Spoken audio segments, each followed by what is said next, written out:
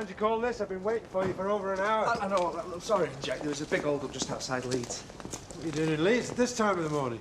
It's been out clubbing with Tricia. It's a bit mad. Look, I'm not really interested in your nightlife. Can you just sort my sheep out? Actually, I can't right now. Why not? Because I've left all my stuff back at the surgery. Oh, for heaven's sake, can't you give me some idea what's wrong with her? Look, I'll just nip back. I'll get my gear and... Why didn't you do that in the first place? I'm sorry. I know, I was just worried about being late. I'm really sorry. Now, will you stop apologising and go and get your equipment? I can't stand around here all day waiting for you to get over your hangover. Oh, no, Jack, I'm not hungover. Just a bit short of sleep. I'm sorry I can't stay in court today. We're just run off our feet at the practice. It wouldn't be fair on Paddy. Don't worry about it. Well, look on the bright side. Could all be over by the end of today. That's what I'm afraid of. Oh, come on, Kim. You know as well as I do, the jury aren't going to find you guilty. Chris practically demolished the case against you single-handed after his little outburst yesterday. I hope you're right. I know I am. Paddy, where on earth have you been? That phone's not stopped ringing. Yeah, I know.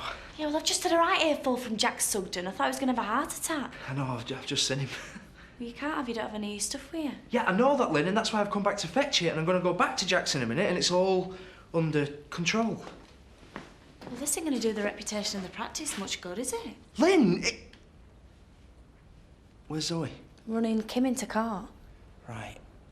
Do you mind not saying anything about this? Please. All right. Mrs. Marchant, do you recall the evidence given by Miss Dixon earlier in the trial? She said that she obtained Orsino from your husband at midday on September the 15th. Yes. What were you doing at that time? Exercising the horses. So why didn't you notice that Orsino was missing?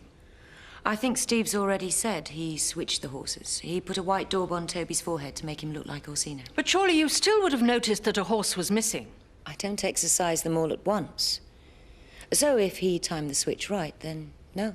And in the evening? You checked all the horses yourself, didn't you? I did. So why didn't you notice that Toby had been moved? If Orsino had been stolen at lunchtime, there would have been one empty stall, whatever swapping about had been done. Toby's one of the stable horses, and not nearly as valuable or as important as the stud horses. So checking them at night isn't an exact science. You look down a line of stalls, you can't necessarily see every one. Really? That's a bit slapdash, isn't it? I didn't look closer because I had no reason to think that anything was wrong. Or because you knew Toby wasn't there? No. Do you think a minute goes by when I don't wish I hadn't looked down that line of stalls and seen that Toby had gone? If I had done that, then Steve's whole plan would have been blown apart and Kathy would never... Are you all right, Mrs. Marchant? Yes. Yes, I'm fine. I did not steal Orsino. But that doesn't mean I don't feel responsible for what happened to Kathy Glover. I'm sure we're all deeply touched by that heartwarming display of social conscience, Mrs. Marchant. Your Honour, really, the prosecution is attempting to ridicule my client. Please confine yourself to your cross-examination, Miss Sharp. Your Honour. So, as far as you were concerned, Orsino was safely in his stall. Except that it wasn't Orsino, it was Toby. That's right. I would like you to take a look at these photographs, Mrs. Marchant. Exhibits D and E, Your Honour. Can you identify the horses in these pictures, Mrs. Marchant? Yes, this is Orsino and this is Toby. Oh, so no problem telling them apart? No, of course not. For a start, I know both these photographs. They're from our brochure. If I look at them closely like this, well, the difference is obvious. But on a busy day, going about my routine, well, it's a different matter. Really? Are you seriously asking us to believe that you couldn't tell a £300,000 thoroughbred from a nag? Toby's not a nag. He's a hunter, part thoroughbred. Both horses are over 15 hands, and they're both brown. He was disguised. He was in the right stable at the right time. I wasn't looking for an imposter. My mind was on other things. How long have you been working with horses, Mrs. Marchant? We've had stables at Home Farm for about 10 years. Oh, but you were working with horses before that. Since I was a girl. So, 20 years, more? Yes. And you can't tell two horses apart. That's not a very good advertisement for your equestrian expertise. Look, we don't even know if the horses were swapped. We've only got Dixon's word for it, and she's a self-confessed crook. Please answer the question, Mrs. Marchant. If the horses were swapped, I didn't spot it. I don't know why. I wish I did. There's nothing else to say. All right. Let's talk about what happened that night. Look at this, please. Exhibit F, Your Honor. Can you identify that document? It's my phone bill. Your mobile phone. Yes. Look at the highlighted call halfway down the page. 9:50 p.m. on September the 15th, 1998. Do you recognize the number? Steve's mobile. Why did you call him? I didn't. No. As far as I knew, he was in the bedroom making business calls. I was enjoying a quiet evening in with Zoe Tate. When the Reverend Thomas came round to ask about the fun run? That's right. He had a question for Mr. Marchant. Yes. I shouted it through the door. I didn't want to disturb Steve.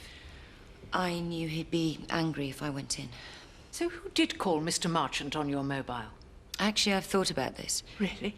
Yes, you see, Steve's number is preset into the keypad. James was still up. He was playing downstairs. So he could quite easily have picked it up and pressed the button. It's happened before. How old is James? 2. Oh, he's a bright chap. I like to think so. So bright he was able to tell your husband all about the fun run. I beg your pardon? Well, by his own admission, Mr. Marchant wasn't in the bedroom when you called to him about the fun run. And yet, according to the Reverend Thomas, your husband was able to answer his query, unprompted, when he finally returned to the house. Now, how do you think he managed that? I don't know. Pardon? I said I don't know. Perhaps he heard us talking when he came down the stairs. Or maybe the vicar did ask him the question again. I don't know how Ashley can be so sure he didn't. Are you saying that the Reverend was lying? No, but I can't remember, not definitely. It was a trivial conversation. I have a different explanation. I suggest that when the Reverend came round, you panicked. You shouted the question through the door to play for time, fully aware that at that very moment your husband was miles away. No. Now, you had to pretend that he was there because this was your alibi. You'd sent him out to fake the horse theft at a time when Zoe Tate would be an alibi for both of you. That's not true. You realized your mistake, and on the pretext of taking out the rubbish, you quickly phoned Mr. Marchant to make sure that he knew what to say when he got back. This is a fantasy. Then how did he know, Mrs. Marchant? How did he know? Really, Your Honor, the prosecution is browbeating my client. Mrs. Marchant has already answered the question. Do you wish to add to your previous answer? No, Your Honor.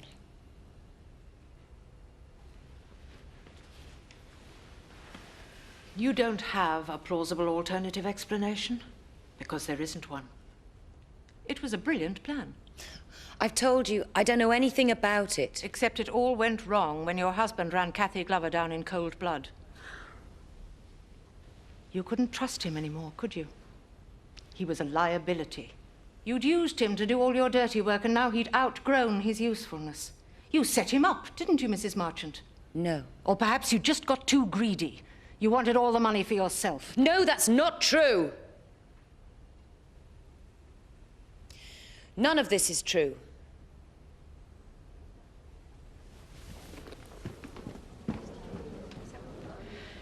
Thank you, Mrs. Marchant. I have no further questions, Your Honor. Kathy, love, are you all right? No. Why don't you sit down, love? I'll get you a Please, nice... Betty, don't. What's going on?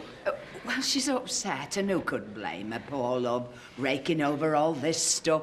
Kathy, do you want me to take you home? No, please, everybody, stop telling me what to do. All right, I'm just trying to help, that's all. I've been an idiot. What are you talking about? I've made a terrible, terrible mistake. Yeah, I think you should take her home. No. No. I know exactly what I have to do. Kathy, wait!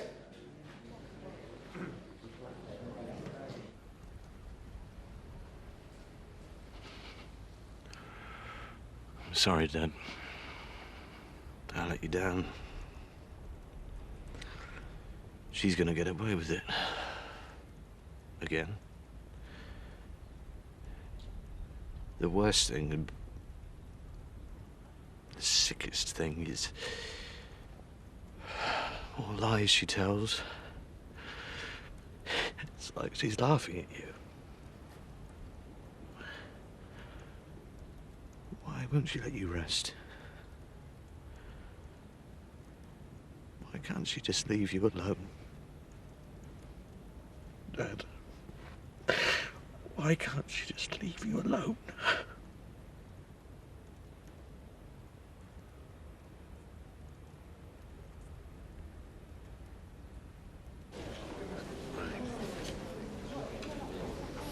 What's going on?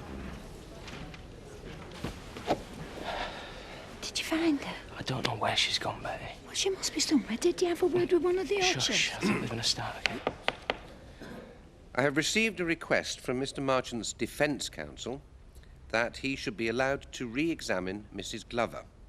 I have noted the objections from Mr. Derbyshire, but in the interests of justice and a fair trial for all parties, I have decided that this new testimony must be heard. Please bring Mrs. Glover to the stand.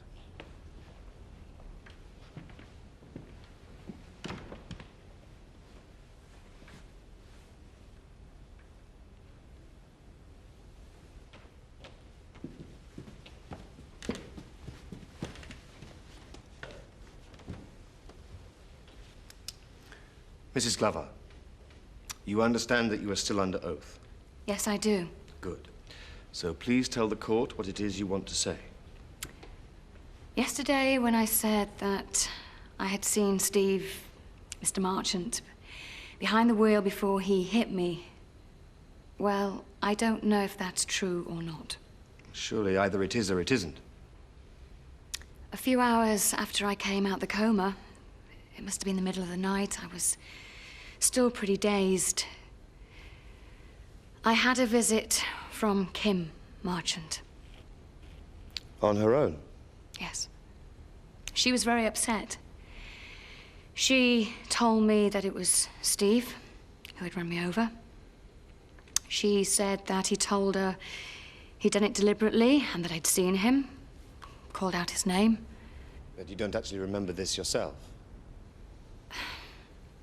When I think back, I can see Steve behind the wheel, driving straight at me. I can see him clearly, the expression on his face. But I know that before Kim's visit, that memory wasn't there. She planted it? Not necessarily. I don't know. It's all such a blur. I don't know what I remember. But I suppose, if I'm really honest, it could have been anyone driving that car. Yes.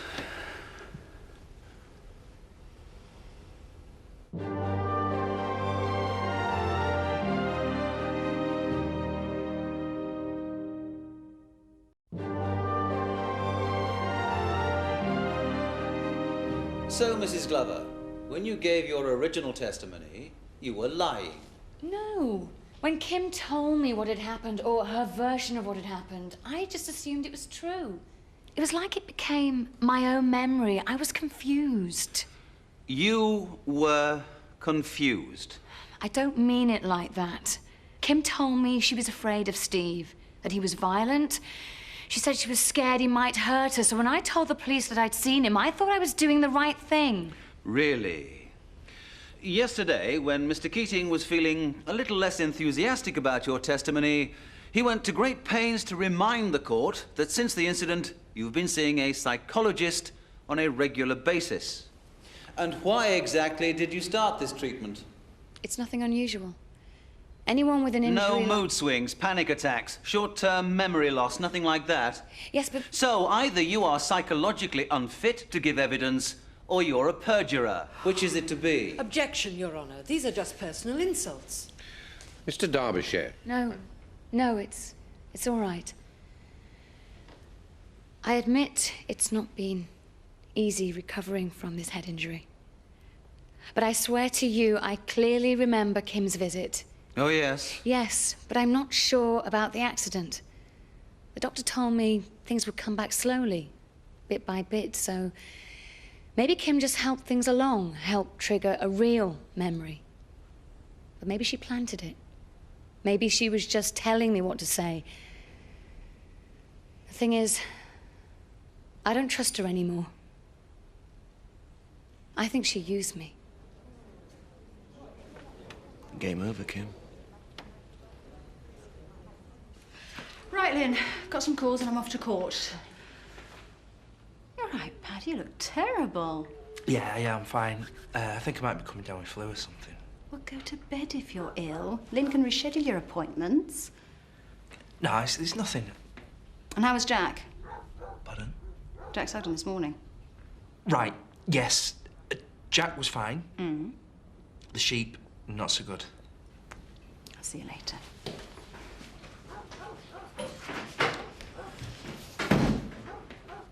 You can't go on like this. You what? Letting things slide. I thought Kelly Windsor was annoying. No, I'm serious, Paddy. It's not fair asking me to cover up for your mistakes. Look, no more lectures. I was only saying. Yeah, well, you're only a receptionist. And only a temporary one at that. I must ask you to remember that Stephen Marchant has pleaded guilty to all charges relating to the theft of Orsino. It is only left for you to decide whether he did or did not attempt to murder Kathy Glover. As for Kim Marchant, you must ask yourselves whether or not you believe that she was a victim of her husband's machinations. Could he have planned and executed such a complex operation, living under the same roof, without her knowledge and complicity? If you believe that he could, then you must acquit Kim Marchant. If you don't, then you must convict. Hi. I didn't expect you back so early. Well, there was only the summing up left, and I've got a pile of work to catch up on. Well, Kim may walk free, but I've worked out the final piece of the jigsaw. What are you talking about? I'm going to make sure she doesn't make a penny out of her nasty little crime.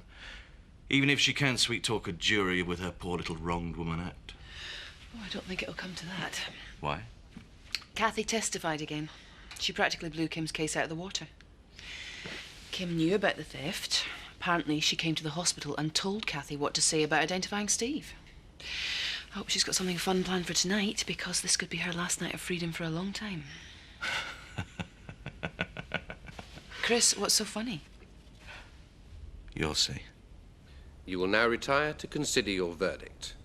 However, due to the lateness of the hour, deliberations will not begin until tomorrow morning. So I'm afraid you'll have to spend the night in a hotel. Thank you. All stand.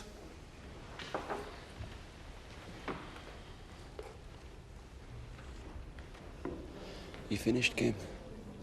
Even you can't snake your way out of this one.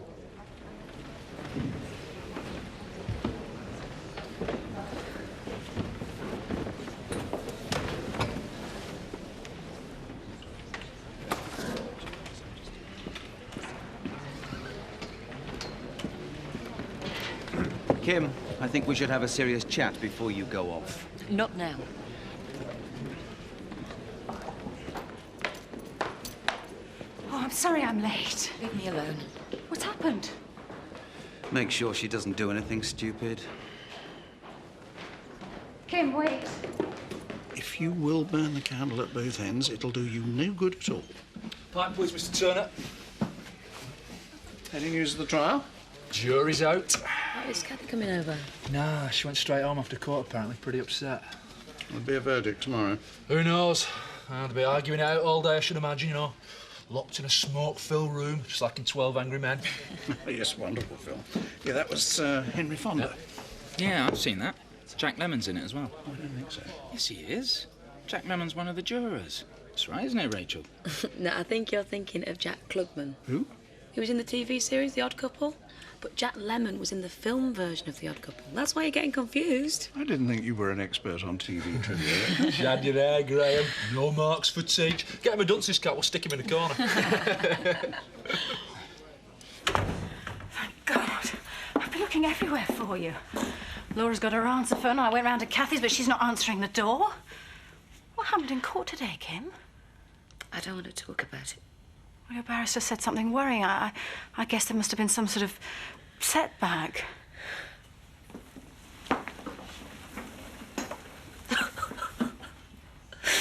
So they're going to put me away? No.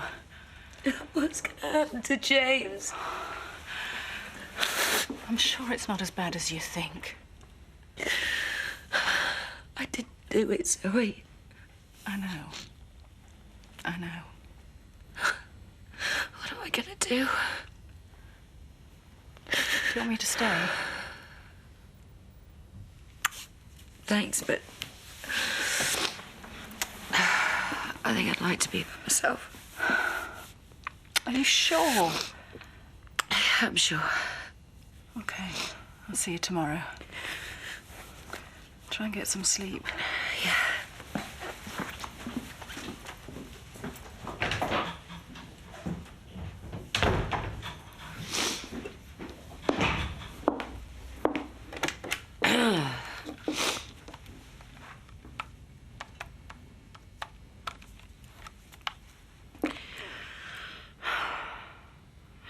Yes, it's Kim Marchant. I've been trying to get hold of you all evening.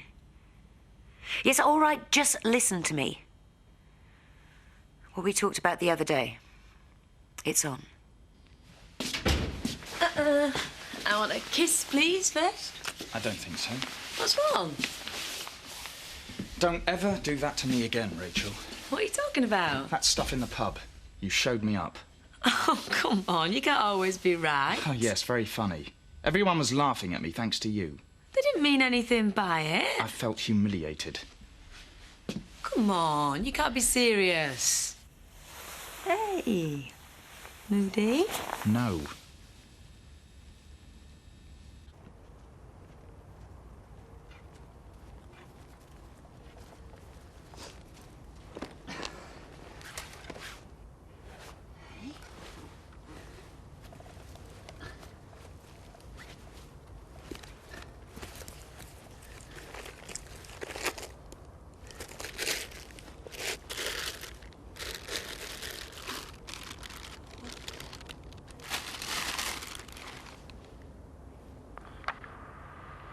Ah, so it is you, Kim. Not that I can think of anyone else in the village who might have buried £190,000 in my father's grave. So, you've either got off scot-free, or you're trying to make a run for it. Well, hard luck. All that trouble you went to. And now I've got the money. And you're never going to see it again. Oh, Kim. I really wish I was there right now. Just so I could see the look on your face.